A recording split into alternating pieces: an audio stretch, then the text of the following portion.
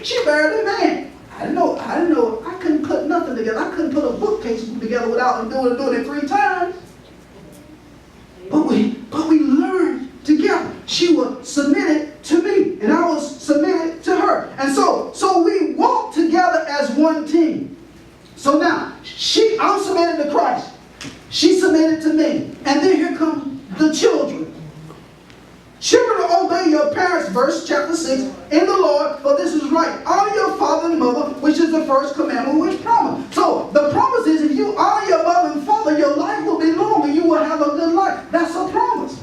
So everybody has to submit to somebody. The wife is submitted to the husband is submitted to the Christ. The children are submitted to the parents. And you fathers, do not provoke your children to wrath, but bring them up in the training and admonition of the Lord. Now, as a father, you got to be tough and you got to be gentle all at the same time. And sometimes that's hard to do as a father, because you're in that protective mode. And you want to protect your children. Amen. But you got to learn how to love them and not dominate them. Amen. So we have children that need to be nurtured and taught the things of God. So my father, he was 6'6". And he cast out demons all over town, so people were afraid of him. So you know, back in the day when you had the courting room, you go in the living room and they were court, nobody wanted to come to my house, so they were scared of my dad. So it took a very brave guy to come and date my sisters. And we didn't leave them alone. They didn't dare go to the bedroom. That's off limits. Sit in the parlor. You barely can go to the bathroom. But you sit there and people all around there looking at you. You didn't have any privacy. They're watching you. And you have, they're looking at the watch. Ain't time for that. And he didn't say Negro, ain't time for that. Time for him to go. Yes, because they respected authority. And all that has been lost now. Amen? All that's been lost now. So now, we're teaching you how to have a relationship in your house. The husband is the head of the wife. As Christ is the head of the church, the wife is submitted to the man, and the children are submitted to the parents. Now, look at this and look at the transition here. And it says, verse 5, bond servant, be obedient to those who are your masters. Now we talk about your work relationship. So now we leave the house and go to work. And so bond servant, be obedient to those who are your master according to the flesh, with fear and trembling and the sincerity of your heart, as to Christ, not with eye service. Now when your boss is in the room, you on the computer, you doing a lot of work, as soon as he turns back, you're on Facebook and Twitter. And you're not doing what you're supposed to do. It says, do it unto the Lord. Right. I'm not working for JCPenney. I'm not working for BMW. I'm working to the Lord. And He's watching me. He's the one with the ultimate authority over my life. Not with eye service as men please, but as bond servants of Christ, doing the will of God from the heart. With goodwill doing service as to the Lord and not to who? Man, knowing that whatever good anyone does, he will receive the same from the Lord, whether he's slave or free. And now he tells the employer what he's supposed to do. And we're talking about Christian people who are born again, who are working in the workplace. This is how we're supposed to act one towards another. And you masters, do not do the same thing to them. Giving up, threatening, don't threaten your employees, knowing that your own master also in heaven, and there is no partiality with him. Now, so, husband is submitted to Christ. The wife is submitted to the husband. The children is submitted to the parents. The employee is submitted to the employer, and the employer is submitted to God. Now, he gets down and says, now finally, brethren, be strong in the Lord and the power of his might. Now that you got the natural stuff together, now that you got your house together, now that your husband is submitted to God, and the wife is submitted to the husband, and the children is submitted to the parents, and the employee is submitted to the to God, now you can deal with the spirit. Put on the whole armor of God that you may be able to stand against the wiles of the devil. Because the devil is looking for a way to get into your house. He's looking for a way to get into your workplace. Why? Because he is the adversary. He's not your friend. He's not your mon ami. He's not your amigo. He is the enemy. Your mother-in-law is not the enemy. It is the devil. It said he walks about as a roaring lion seeking whom he may devour. Based on your submission determines how much submission you have in the kingdom.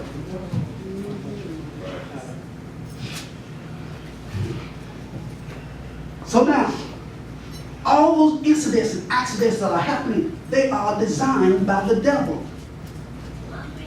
They're just not natural things where kids are getting run over by people striking a car or something. They've been set up by the devil.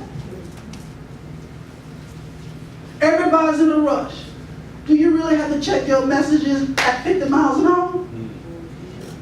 The lady said that she saw a red light. Well, a red light will tell you that you need to slow down. Something is not there. And she didn't know it was a bus. And 3 kids are killed. Why? Everybody's in a rush. Everybody's in a rush. Everybody's in a rush. I got to get here and I got to get there. Do you really need to be in a rush all the time? Road rage. No, it's demon rage.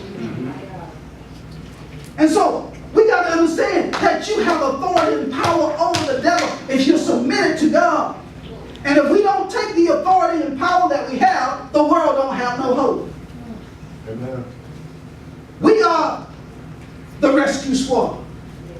We are on a search and rescue mission. The devil's on a search and destroy mission. We are on a rescue mission. There's people out there that don't know Christ, and they will never know Christ unless we tell them. Right.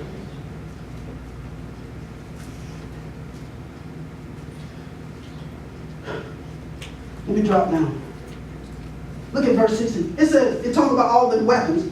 It says, above all, taking the shield of faith, for which you shall be able to quench all the fiery darts of the wicked one. How many of them? All of them. Not some of them, but all of them. Well, what is the fiery dart? The fiery dart is simply a thought, an idea, and a suggestion. The enemy talks to us in first person.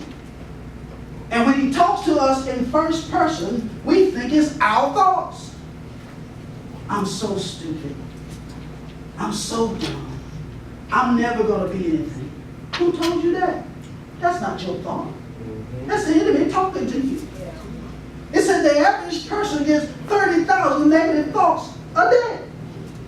So you get 30,000 negative thoughts a day and you have 5 negative friends and you look at CNN, how many negative thoughts are coming at you every day?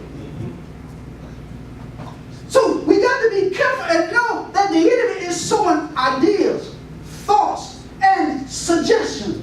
He legally does not have any authority on the earth. He's an illegal alien.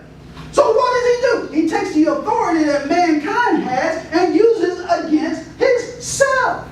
Why would a guy go in a yoga place and shoot up innocent people? The devil. It's not psychotic. Right.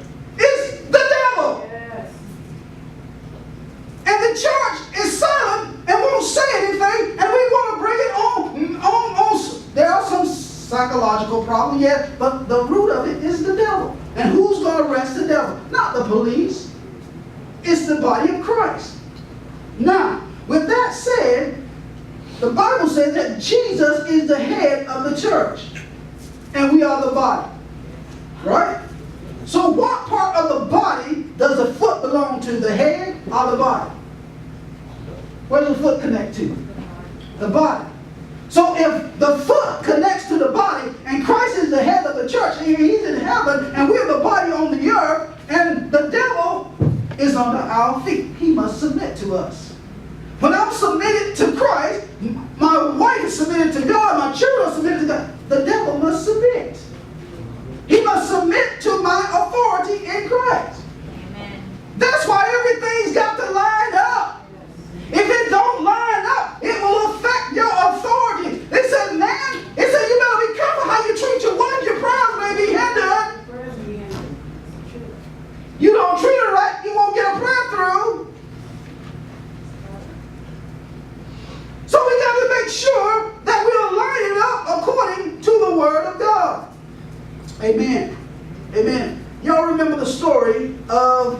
Abigail. 1 Samuel 25. Abigail was the wife of Naboth. And David was on the run from Saul. He was on the run from Saul. And David needed some supplies. And David went to Naboth, went and sent his servants to ask Naboth to give us some supplies. And Naboth said, I ain't giving you nothing, man. You on the run. And David was upset because, look, we've been guarding your property. We've been watching all your property. And you're going to tell me that? And David was hot. And he said, let's go and let's go kill it. And then some of Abigail's servant heard of it, and she found out about it, and she went to appease David. She's a woman of wisdom. She's a Proverbs 31 woman. And so she saved her husband's life and saved the property's life. But her husband eventually died because he went against the man of God. Amen. And then we have another story about Jezebel. Her husband wanted Naboth's vineyard. I think it's in, where is it? Let's see. Kings. 1 Kings 21.